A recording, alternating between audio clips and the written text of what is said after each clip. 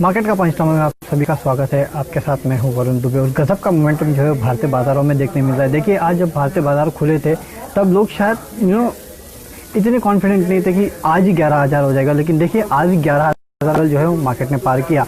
आपको याद होगा कि पिछले ट्रेडिंग सेशन में हमने जो 200 डे डीए में है उसको डिसाइसिवली पार किया था और उसके ऊपर क्लोजिंग दी थी, तो उसने कहीं ना कहीं ये कॉन्फिडेंस तो जगा दिया था कि हम अच्छे खासे मोमेंटम में। और यही बात हमने आपसे फ्राइडे की थी, 11,000 का लेवल अब सिर्फ एक नंबर रह गया है जो बहुत जल्द आपको देखने मिलेगा कि भारतीय बाजार टच करेंगे, और वही आज हुआ है। अच्छा खासा लेवल जो है भारतीय बाजार में टच किया, 11,000 का लेवल पार कर चुके हैं। और सबसे बड़ी बात देखिए, 11,000 के ऊपर जाके हमने क्लोजिंग दी है। 11,020 11,022 के आसपास की क्लोजिंग है, और इससे थोड़े ऊपर जो है दरअसल मार्केट का जो आज का हाई है वो भी है। तो लिक्विडिटी जो है वो मार्केट को कहीं ना कहीं काफ़ी हद तक सपोर्ट कर रही है। इस लिक्विडिटी की वजह से ही कहीं ना कहीं आप देख रहे हैं कि मार्केट में लगातार तेज़ी जो है उसका सिलसिला जारी है, और आज भी आपने देखा कि अच्छी खासी तेज़ी जो है भारतीय बाजारों में देखने मिली। ग्लोबल मार्केट पे अगर आप देखें तो वहाँ भी हालात इतने ख़राब नहीं थे। डॉव फ्यूचर्स हमारे बंद होते होते देखिए करीब 40 पॉइंट के आसपास की गिरावट दिखा रहे थे। कैग डैक्स फुट्सी अगर आप देखें तो वहाँ भी आधे में कारोबार हो रहा था, और निक्केई कॉस्पी अगर आप एशियन मार्केट भी देखें तो वहाँ भी इतनी मायूसी नहीं थी। तो ये एक अच्छी बात थी जिसकी वजह से मार्केट को थोड़ा सपोर्ट मिला।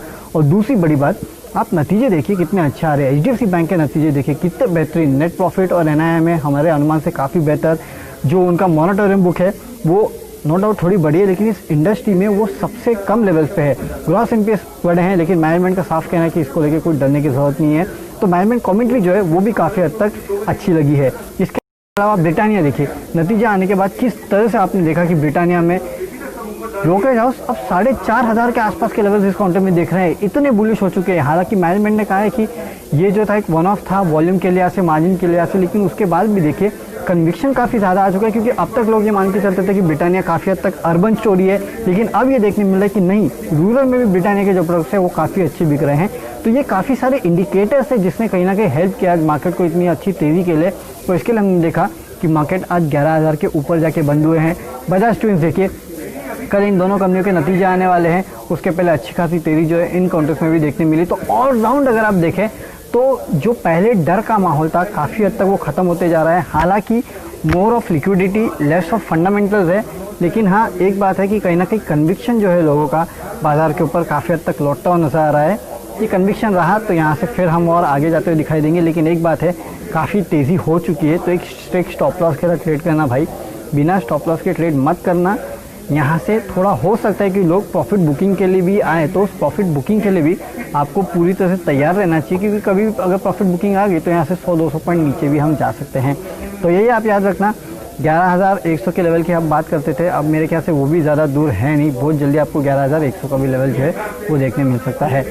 चलिए देखते हैं क्या लेवल्स आके देखने मिलते हैं। अब हम on the upward side uncharted territory में ऐसा लग रहा है, देखते हैं कहाँ तक जाता है। अगर गिरावट आई तो 100-200 पॉइंट के आसपास की गिरावट जो है वो भी मार्केट में आ सकती है। तो एक स्टॉप लॉस लेके चलना, क्योंकि काफ़ी लोग प्रॉफिट बुक करने आएंगे।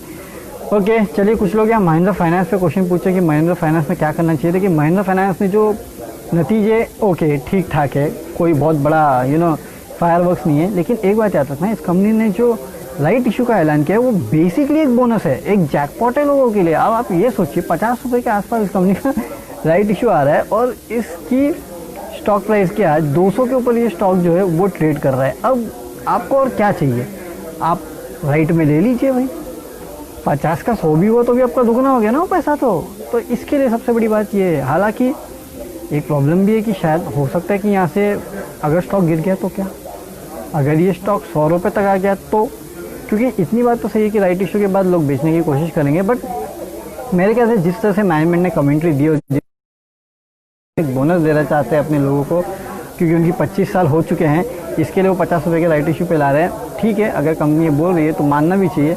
गिरेगा तो भी यहाँ से मुझे लगता नहीं कि इतना गिर जाएगा कि आपका राइट का जो पैसा है वो निकल जाए। इसके लिए मैं कह रहा हूँ कि मेरे ख्याल से ले लो भैया, राइट इशू का शेयर ले लो इस कंपनी का, कोई प्रॉब्लम नहीं है मेरे ख्याल से। ओके, ICICI बैंक पे सिराज जी पूछ रहे हैं, सिराज माली या कल, कि ICICI बैंक पे क्या करना चाहिए। देखिए, ICICI बैंक के नतीजे जो है ना वो 25 तारीख को आने वाले मेरे ख्याल से, हाँ 25 तारीख के आसपास आने वाले इस कंपनी के नतीजे, और उसके पहले ऑलरेडी 362 के लेवल के आसपास आ चुका है। से देखिए तो ये एक रेंज में ट्रेड करता है। ऊपर की तरफ अगर आप देखें तो 380 की रेंज, नीचे की तरफ अगर आप देखें तो 340 की रेंज। इस 40 पॉइंट की रेंज में काफ़ी लंबे समय से ट्रेड कर रहा है। अभी भी ये 360 के आसपास ट्रेड कर रहा है। तो मेरे ख्याल से अगर आपको लेना है तो नतीजों के पहले 380 के लेवल के लिए ले सकते हैं। वहाँ पे जाएगा तो एक प्रॉफिट बुकिंग कीजिएगा और फिर देखिएगा नतीजे कैसे आते हैं। उसके बाद शायद आप ज़्यादा बेटर व्यू ले पाएंगे। लेकिन हाँ, इतना ज़रूर कहूँगा कि इन लेवल से थोड़ा बहुत अपसाइड है, लेकिन वो एक रेंज में ट्रेड कर रहा है। इसके लिए आपको फिर उस लिहाज से भी करना चाहिए कि भाई किस लेवल पे मिलूँ, ये देखना चाहिए। अच्छा, IRCTC तारीख महलिक जो हैं कि IRCTC पे क्या करना चाहिए। देखिए कल वो मेरे ख्याल से वो बिडिंग है वो रेलवे की क्या था वो, मैं अभी निकाल के आपको बताता हूँ कि कल बेसिकली हाँ पहली प्री बिड मीटिंग है प्राइवेट ऑपरेटर्स के लिए और उसमें माना जा रहा है कि IRCTC जो है वो जम के हिस्सा ले सकता है और काफ़ी बड़ा चांसेस भी है कि IRCTC को शायद मिले। तो अगर ऐसा कुछ होता है तो इस कंपनी के लिए काफ़ी बेहतर होगा। वैसे भी काफ़ी सारी प्राइवेट ट्रेन्स जो है वो ये कंपनी मैनेज कर रही है। तो मेरे ख्याल से कल के रुक जाइए। शायद अगर आपको लेना है तो सुबह सुबह, लेकिन आप देखिए ये कितना चला है पिछले कुछ दिनों में, 1300 के आसपास ट्रेड कर रहा है। मेरे ख्याल से आपको लेना चाहिए। एक रिस्क लेके चल सकते हैं यहाँ से। एक स्टॉप लॉस रख लीजिएगा 1300 के आसपास का और 1600-1700 के आसपास के लेवल के आप इस काउंटर को ट्रेड कर सकते हैं। लेकिन अगर ये गिरता है 1320 तक भी आता है ना, तो मेरे ख्याल से फिर आपको निकल जाना चाहिए इस काउंटर में और उसके बाद फिर से थोड़े दिन बाद एक व्यू लेंगे कि क्या होता है। लेकिन हाँ, एक स्टॉक है मेरे ख्याल से, तो स्टॉक में खरीदारी और कल का जो इम्पोर्टेंट इवेंट है उसके पहले तो मेरे ख्याल से इस काउंटर में खरीदारी जो है वो पूरी तरह से बनती है। ओके, सोनी फाइजर पे पूछते हैं। देखिए फाइजर बेहतरीन काउंटर, तो मेरे ख्याल से पोर्टफोलियो का हिस्सा बना रहना चाहिए। इस काउंटर को आपको बेचना नहीं है। लक्ष्मी नारायण दीक्षित लिटू, वोडाफोन आइडिया का क्या है व्यू। देखिए सर, वोडाफोन ने 1000 करोड़ रुपए के आसपास का भुगतान तो किया है, लेकिन अभी भी जो कोर्ट का रुख है इसके तरफ इतना नरम नहीं हुआ है कि ये बच जाए। मेरा पर्सनल व्यू वोडाफोन पे इतना मैं पॉजिटिव हूँ नहीं। हालांकि नो डाउट ये काउंटर काफ़ी ऊपर आ चुका है, लेकिन देखिए एक बात याद रखिए, यहाँ से प्रॉब्लम ये ना कि कुछ बहुत बड़ा आएगा तब इस कंपनी की री रेटिंग होगी। और अगर री रेटिंग हुई ना तो ये 50-100 रुपये का स्टॉक है, लेकिन वो होगा क्या मुझे डाउट है। इसके लिए मैं इस काउंटर में कभी भी पैसा लगाने की यहाँ सलाह देता नहीं हूँ और आज भी मैं पैसा लगाने की सलाह नहीं दूंगा। ट्रेड करना है आज मेरे ख्याल से वो थोड़ी बहुत क्लैरिटी और आ जाएगी कि इस काउंटर को लेके क्या आने वाला है, सुप्रीम कोर्ट का रुख क्या है, फैसला क्या है। तो एक दिन और रुक जाइए, इतने दिन रुके हो तो कल शायद और बेटर व्यू आ जाएगा। तब तक के लिए अगर ट्रेड करना है तो ट्रेड कीजिएगा। ऊपर 1-2 रुपये के आसपास का टारगेट, नीचे 50 पैसे के आसपास का स्टॉप लॉस रखे, लेकिन जो फंडामेंटल पोजीशन है इस काउंटर में आपको नहीं लेना है। चलिए इसी नोट पर आप विदा लेते हैं। आपके साथ कल फिर जुड़ेंगे इसी प्लेटफॉर्म पे। आपके जो बचे कुछ सवाल है उनका जवाब देने के लिए सुबह 7 बजे हमारे साथ जुड़ेगा, तो बताएंगे आपको कि इंडियन मार्केट्स को कैसे ट्रेड करना है, कौन से इंपॉर्टेंट लेवल्स है जहाँ पे आपको नजर रखनी है। तब तक के लिए सी यू एंड गुड बाय।